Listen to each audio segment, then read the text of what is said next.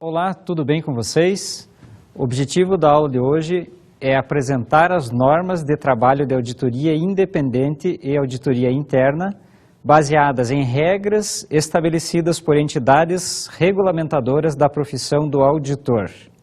O tema da aula de hoje é normas de auditoria externa e interna.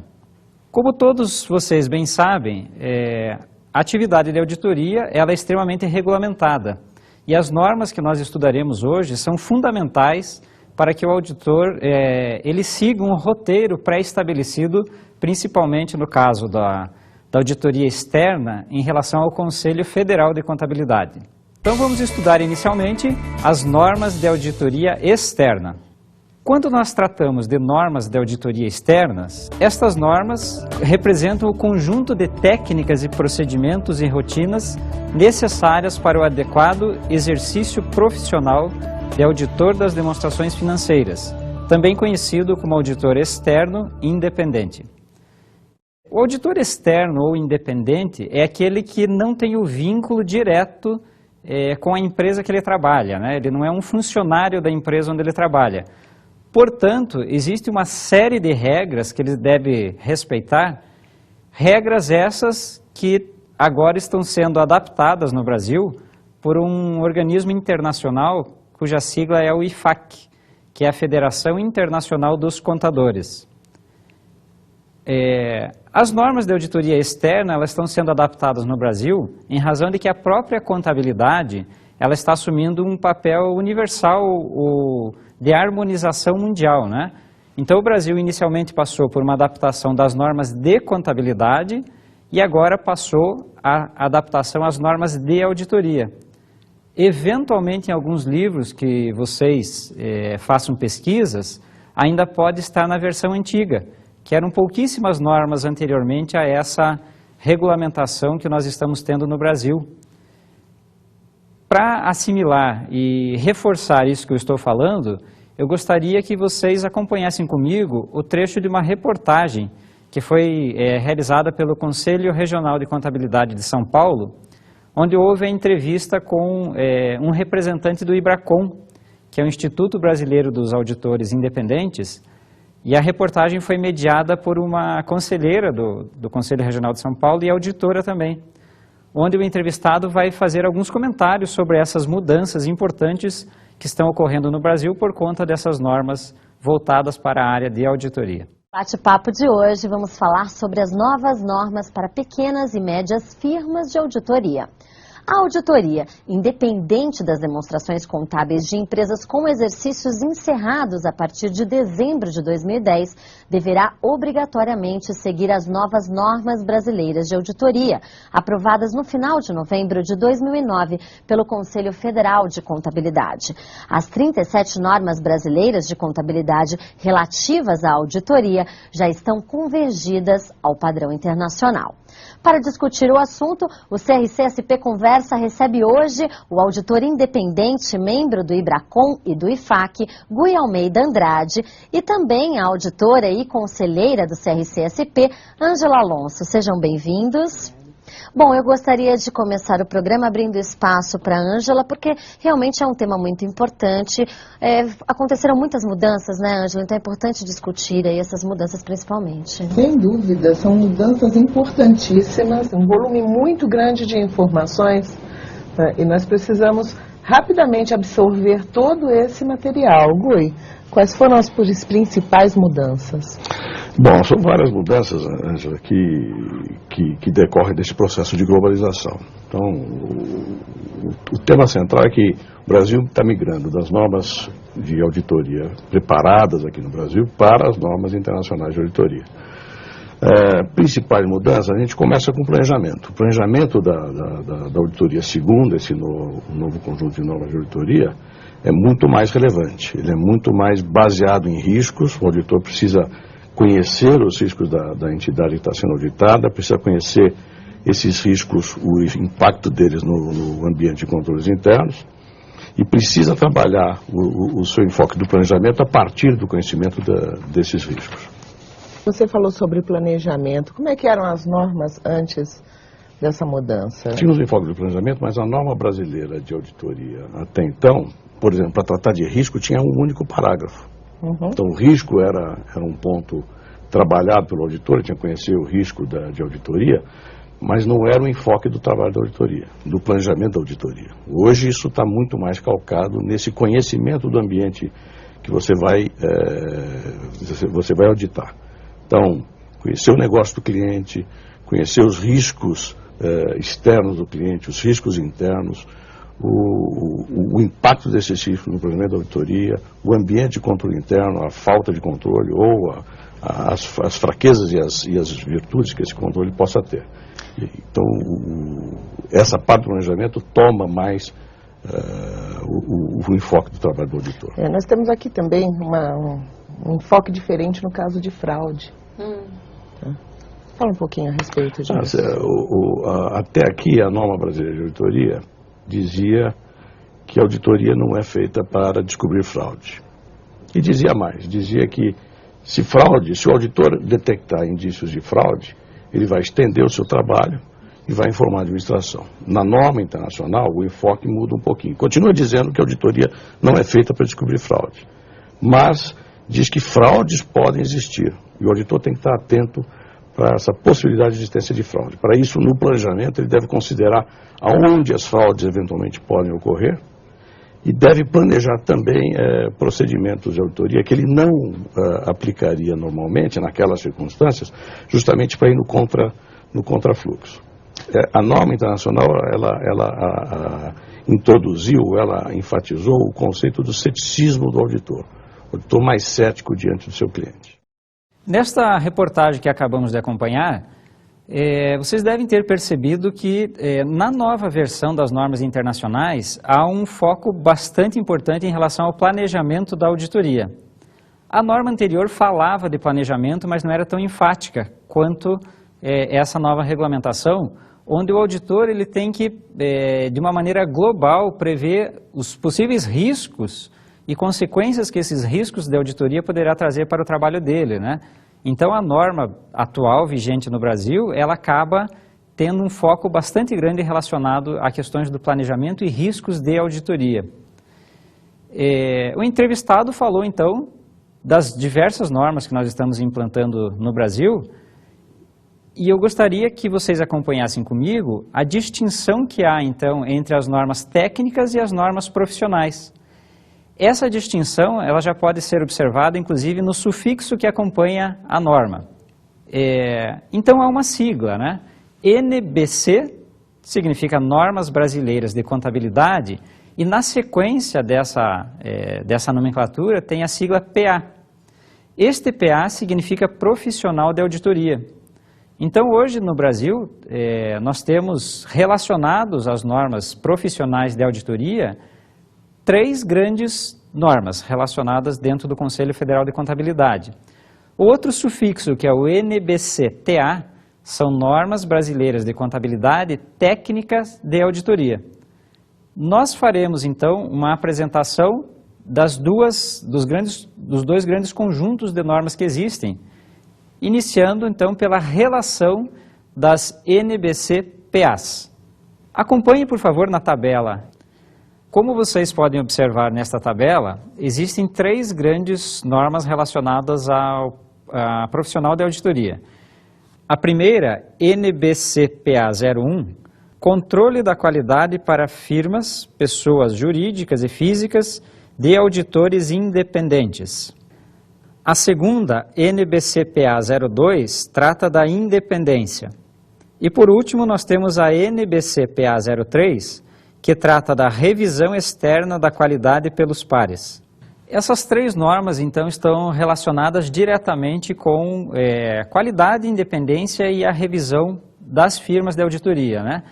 Quando é tratado da qualidade, significa quais são os controles mínimos necessários que uma empresa de auditoria deve ter para que preste o seu serviço com a adequada qualidade requerida dentro dos trabalhos de auditoria. Na norma que trata da independência, existem fatores que tiram a independência do auditor, e a norma vai descrevendo alguns desses fatores, né, como eventuais vínculos empregatícios que o auditor tenha tido com a empresa auditada nos últimos anos, a relação com pessoas que têm algum grau de parentesco, então a norma faz severas restrições em relação a essas questões. Na última, que trata da revisão pelos pares, seria uma situação em que uma empresa audita a outra. Uma empresa de auditoria audita os padrões de auditoria da outra para verificar se estão adequados com as normas brasileiras. Então, no conjunto, todas essas normas devem ser respeitadas, essas relacionadas às PAs. A partir de agora, veremos a relação das NBC-TAs, seções das normas. E são várias NBC-TAs, né? Nós temos em torno de 37. A primeira, NBC-TA 01, composta por somente uma norma. Nesta seção, a norma trata sobre a estrutura conceitual para trabalhos de asseguração.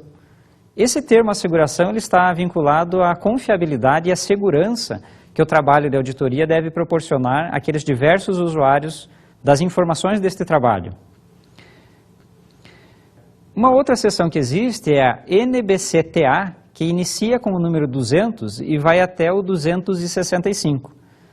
Neste conjunto compreende 8 normas. Nesta seção, as normas tratam da base inicial dos trabalhos, abordando temas como objetivos, controle de qualidade, documentação, comunicação com a empresa auditada. No conjunto seguinte, nós temos a NBC-TA, que vai do número 300 ao 330, composto por 4 normas. Nesta seção, as normas abordam o planejamento da auditoria, a avaliação dos riscos, materialidade, resposta do auditor aos riscos avaliados.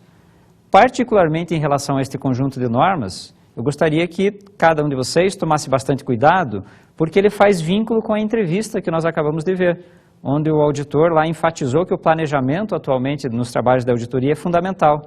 Então é necessário respeitar rigorosamente esses 4 conjuntos de normas relacionados ao planejamento como um todo. A próxima seção que nós temos, ela vai da NBC-TA 402 e 450, que são 2 normas. Nesta seção, as normas tratam da consideração da auditoria para a entidade que utiliza a organização prestadora de serviços e como devem ser avaliadas as distorções identificadas durante a auditoria. Na versão anterior das normas, nós não tínhamos esta verificação quando, por exemplo, uma empresa terceiriza a sua contabilidade. Imagine que a empresa que vocês trabalham, um escritório de contabilidade, faça toda a escrituração. A auditoria, na versão anterior, dificilmente alcançaria as práticas do escritório de contabilidade. Nessa nova versão, obrigatoriamente, esse escritório tem que ser auditado também. Ou seja, teve mais rigorosidade em relação à sistemática como um todo da auditoria.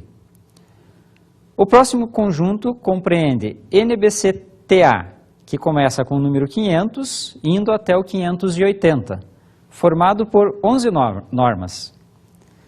Nesta seção, as normas abordam sobre evidência de auditoria, confirmação externa, trabalhos iniciais, procedimentos analíticos, amostragem em auditoria, eventos subsequentes e continuidade operacional.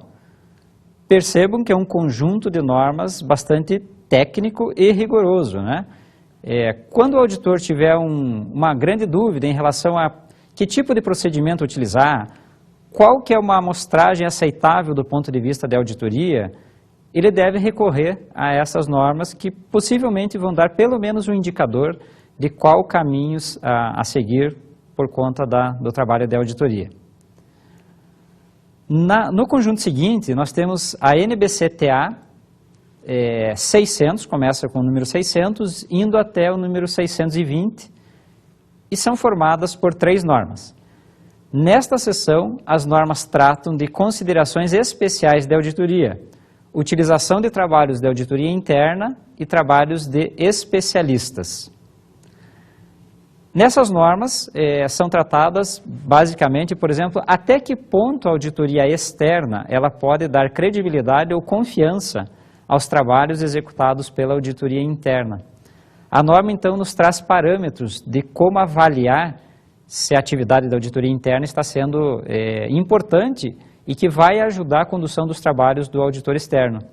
Ou quando a empresa contrata um especialista, né, numa determinada área, até que ponto a auditoria pode dar credibilidade a esse trabalho contratado por um especialista em um determinado segmento.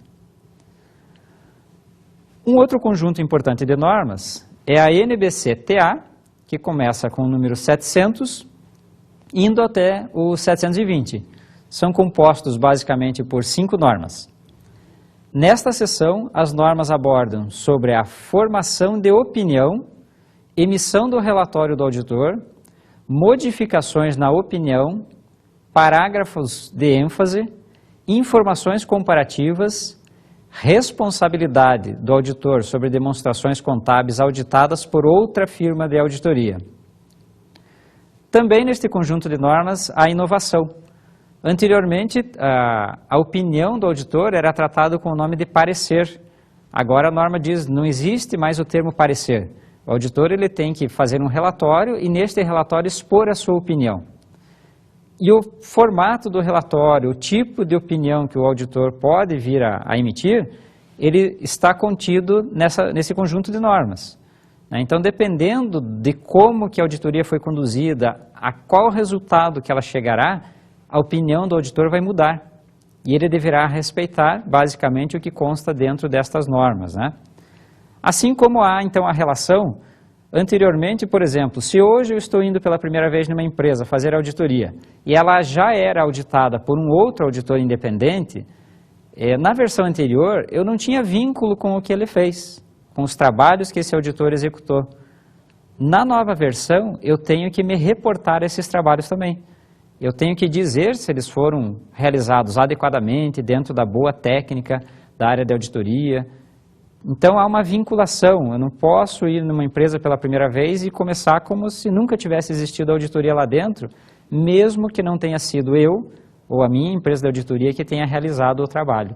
Então, a norma ela é bastante séria em relação a esta credibilidade que deve ser dado aos saldos auditados por outros auditores independentes.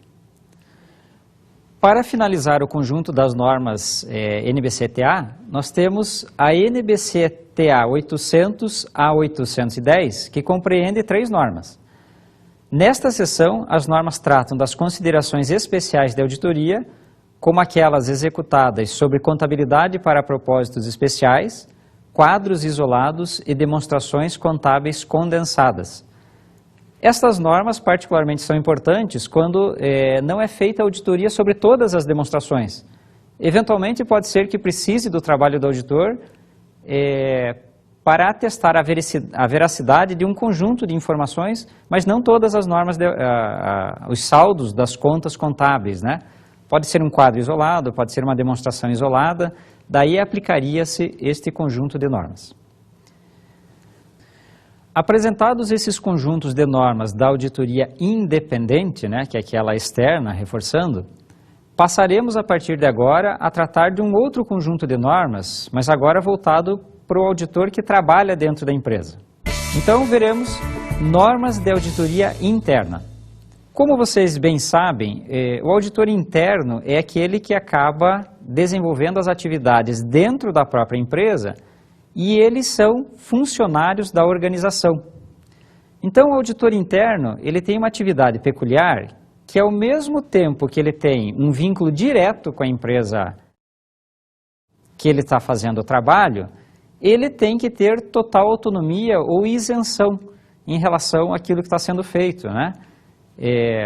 O auditor interno, ele tem que buscar fazer o seu trabalho de uma maneira que, embora ele seja funcionário da empresa, ele teria que ter uma visão de que ele não fosse um funcionário trabalhando rotineiramente nas atividades. Ele tem que ter a total independência, né? Em relação a algumas normas que nós trataremos, elas têm por base as normas do Instituto dos Auditores Internos do Brasil, o Audibra, já que é esse organismo que ele se preocupa mais com o desenvolvimento da profissão do auditor interno.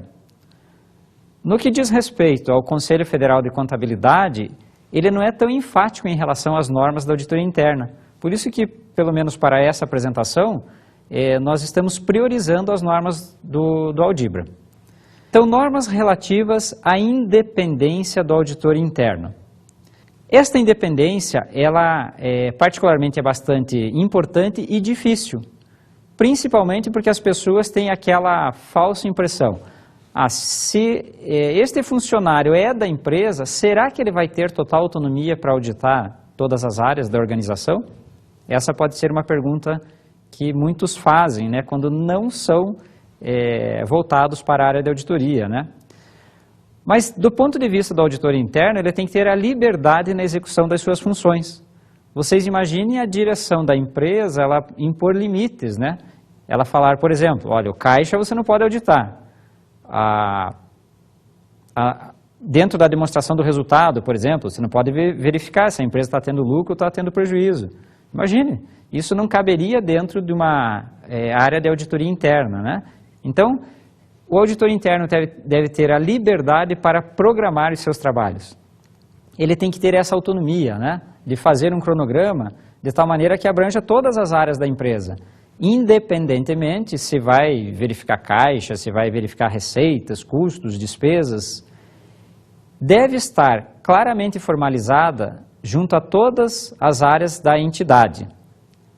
Os trabalhos que o auditor interno, então, vai executar, ele tem que avisar as áreas que ele irá, em determinada época, fazer um trabalho específico naquele processo ou naquela área, né? Aqui cabe, somente a título de curiosidade, quando a gente fala todas as áreas devem ser avisadas, é força de expressão, né? Se imagine, eu vou fazer uma contagem do caixa e vou dizer, olha, senhor tesoureiro, daqui a 10 minutos eu estarei indo fazer a contagem do caixa na tesouraria. Para esse tipo de auditoria, não há necessidade de avisar, né? Tem auditoria que o elemento surpresa é fundamental. As áreas, elas têm que saber que em determinada época vai ter auditoria no contas a receber, no caixa, né? Isso deve ser formalizado. Os auditores internos não devem assumir responsabilidades executivas nas áreas operacionais. Por que será que eles não devem ter essa responsabilidade executiva? Se eu sou responsável por fazer uma tarefa, como que eu vou auditar aquilo que eu sou responsável? Se isso for verdade, né, se eu executo e audito, perde a independência, né, que é requerida. Independente de ser auditor externo ou interno, esse termo independência de atuação dos trabalhos deve seguir a todo momento as tarefas que devem ser executadas pelos auditores. Outro conjunto de normas são normas relativas à competência profissional. E no que diz respeito à competência profissional, a auditoria interna deve assegurar a competência técnica e grau de instrução compatível com as tarefas que executarão. Por isso que não raras vezes há um conjunto de pessoas com conhecimentos diferentes na área de auditoria interna. Se for uma grande corporação, naturalmente, tem pessoas que são especialistas em sistemas, tem pessoas que são especialistas na área tributária. Então, dependendo da competência, eu tenho que alocar essas pessoas nas áreas corretas para poder auditar adequadamente, né? Esses auditores devem possuir conhecimentos e capacidades necessárias para as suas responsabilidades, né? Ficaria muito estranho eu alocar um determinado funcionário da área de auditoria interna para auditar algo que ele não tenha segurança. Então, tem que se ter essa responsabilidade na elaboração de um cronograma, colocando as pessoas certas nas áreas certas. Esses auditores devem ser supervisionados apropriadamente pela chefia. Em auditoria, a supervisão é fundamental. Sempre um vai executar, outro vai revisar ou supervisionar essas atividades, de tal maneira que o ciclo, né, possa ser completo, né? Que a mesma pessoa que executa, ela não pode ser o revisor de si mesmo, obviamente, né? Então, deve ter um grau de hierarquia, por isso que tem níveis diferentes dentro da área de auditoria. Porque a supervisão é um processo contínuo. A todo momento no trabalho de auditoria, a supervisão é requerida, nas várias etapas que acabam compondo este trabalho. Normas de conduta, Código de Ética Profissional. Quando falamos no Código de Ética Profissional, O Código de Ética do Auditor Interno, ele deve ser observado e deve existir, obviamente, né? E não se espera que haja conflito entre os diversos códigos de ética e estatutos de trabalho que, eventualmente, a empresa tenha. De repente, a empresa pode ter um código de ética corporativo, que serviria para todas as áreas. Mas seria conveniente que a área de auditoria, que é aquela que pressupõe, né, que ela vai dar a maior transparência às transações, a maior segurança, ela também tem um código de ética interno. E que não seja conflitante com o código maior da organização. Os auditores internos devem ser capazes de se comunicar bem, verbalmente e por escrito. Isso é extremamente importante, né? Afinal de contas, o produto do trabalho do auditor interno, ele vai se materializar através de um relatório. Se o auditor não tiver a capacitação adequada na escrita e mesmo na oralidade, né? Muitas vezes vai ter que apresentar isso aos diretores, supervisores, aos sócios da empresa. Então essa técnica de escrita e da expressão oral, ela é importante do ponto de vista da auditoria interna também, porque a todo momento são requeridos essas capacitações. Os auditores internos têm a responsabilidade de continuar seu desenvolvimento técnico e vejam que isso é tão sério, né? A educação continuada, que o próprio Conselho Federal de Contabilidade estabelece regra. Na área de auditoria, sempre o profissional tem que provar, até para o próprio conselho, que ele está estudando. Ele tem que provar com horas, né? Tem que mandar um relatório para o Conselho Federal de Contabilidade, demonstrando quantas horas de estudos foram dedicadas durante o ano. Isso é mais cobrado na auditoria externa, mas na interna, o desenvolvimento técnico, o conhecimento contínuo também é requerido. Por isso, faz parte, né, das normas da auditoria interna essa capacitação. Normas relativas ao ambiente do trabalho do auditor interno. Quando nós falamos nesse ambiente de trabalho, deve estruturar sua programação de trabalhos de forma abrangente, né? De tal maneira que, durante o ano, seria desejável que a área de auditoria interna estruturasse várias auditorias em áreas distintas, né? Em janeiro eu vou auditar tesouraria, em fevereiro recursos humanos, em março vendas, em abril custos, procurando abranger o maior número de áreas possíveis durante o ano, de forma organizada. Devem estar cientes da possibilidade de existirem fraudes ao realizarem seus exames. O auditor interno, ele tem uma preocupação crescente e constante com fraude.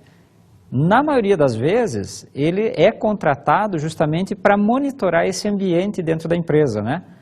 Muito mais do que o auditor externo, o auditor interno, por estar todo dia na organização, existe uma possibilidade maior de inibir, né, diminuir ou detectar fraudes. Então isso deve fazer parte também das normas da auditoria interna, essa visão relacionada às eventuais fraudes que ocorram dentro das empresas. Devem ainda ter conhecimentos técnicos sobre os sistemas e procedimentos da organização. O auditor interno tem que ser um profundo conhecedor da sistemática que acontece dentro da empresa. Se na área de recursos humanos, por exemplo, há uma instrução de trabalho, um manual, uma rotina interna, que diga que é proibido a contratação de parentes dentro da organização, o auditor interno ele tem que procurar dentro do seu exame verificar se isso está sendo respeitado. Por exemplo, se em uma outra área, por exemplo, como compras, toda compra dentro dessa empresa deve ser precedida de 3 cotações de preço. Isso é uma norma interna. O auditor vai buscar a certificação de que os funcionários que trabalham na área de compras respeitem essa norma. Portanto, ele tem que ter o conhecimento efetivamente do que está escrito como procedimento. Quando tiver motivos para suspeitar de atos irregulares, deve informar essa suspeita à alta administração. O relacionamento direto com a alta administração é fundamental. Por isso que é dito que se a auditoria interna dentro de um organograma dentro da empresa, ela tem que ser uma área de staff, uma área de apoio. Ela não pode estar subordinada a nenhuma gerência. Em teoria, pelo menos, não poderia estar subordinada a nenhuma direção, ela teria que estar vinculada a uma área que dá proteção aos acionistas.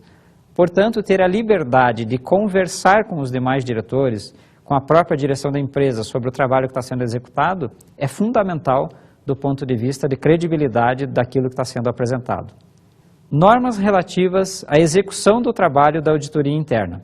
Uma das normas seria a elaboração de relatório por escrito e assinado pelo gerente de auditoria interna.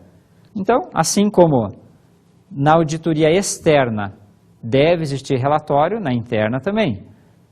O que acontece na auditoria interna é que a frequência do relatório ela é muito menor do que o da auditoria externa. Então, a todo momento, o auditor interno pode estar monitorando as áreas, ou a gerência, ou a administração, em relação àqueles trabalhos que ele está executando. Então, podem ser feitos relatórios intermediários, de forma verbal ou escrita. Mesmo que seja somente a fala, né, o relatório fundamentado, escrito, ele é importante, né, afinal de contas, até para construir um histórico dentro das áreas, o que foi observado, se aquilo que foi observado pela auditoria foi melhorado com o passar do tempo. É importante ter esses relatórios. O relatório intermediário não elimina a necessidade de um relatório final. Então, se eu estou realizando a auditoria numa determinada área, que eu ficaria, exagerando, 30 dias naquela área examinando, eu poderia, semanalmente, se fosse o caso, se eu entendesse como necessário, emitir relatórios intermediários. E ao final dos trabalhos, um relatório que contemplasse tudo aquilo que foi verificado ao longo do processo da auditoria. Normas relativas à administração do órgão de auditoria interna. O auditor interno deve acompanhar as atividades da auditoria independente, ou seja, eles são parceiros, né? Auditor interno e auditor externo não são oponentes. Os dois estão buscando a credibilidade, a confiança, a transparência. Então tem que existir uma relação de troca, né, de experiências e de informações para poder transmitir essa transparência. A supervisão do trabalho dos auditores internos deve ser contínua, né? Assim como a auditoria externa, a auditoria interna, a todo momento, a necessidade de revisão dos trabalhos deve contemplar uma importante etapa no processo da auditoria.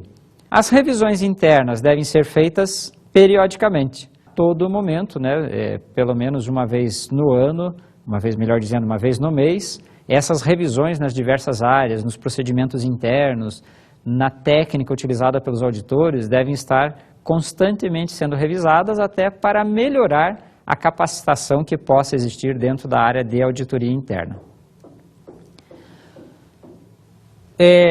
Vocês certamente observaram que, independente se vocês irão trabalhar com auditoria interna ou com auditoria externa, regra é fundamental na nossa atividade.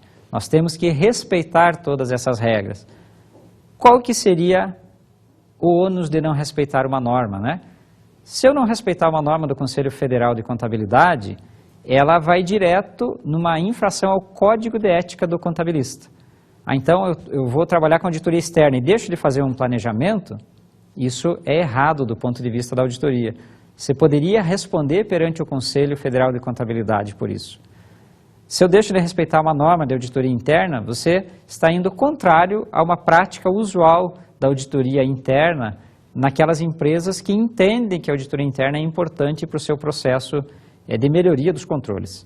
Então, é importante que todos nós sempre estejamos bastante antenados em relação a essas normas. A partir deste momento, eu vou propor uma atividade prática a ser realizada por todos vocês. Pesquisem em jornais de grande circulação nacional, não poderia ser um jornal somente da região, mas um que tivesse uma abrangência nacional, ou mesmo em sites especializados, onde houvesse eventos subsequentes que interferissem diretamente nos trabalhos de auditoria. Então deve ser feita essa relação, né?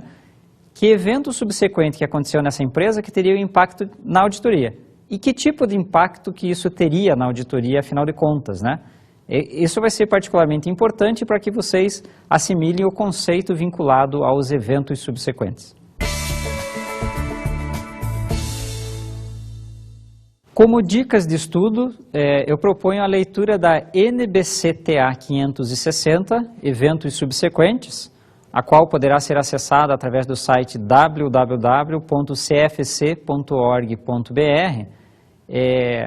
Essa leitura ela é importante até mesmo para fazer a atividade prática proposta, né? Porque ela vai dar todo o roteiro, o que caracteriza o evento subsequente e como que o auditor deve se comportar diante destes eventos. Desejo a todos bons estudos.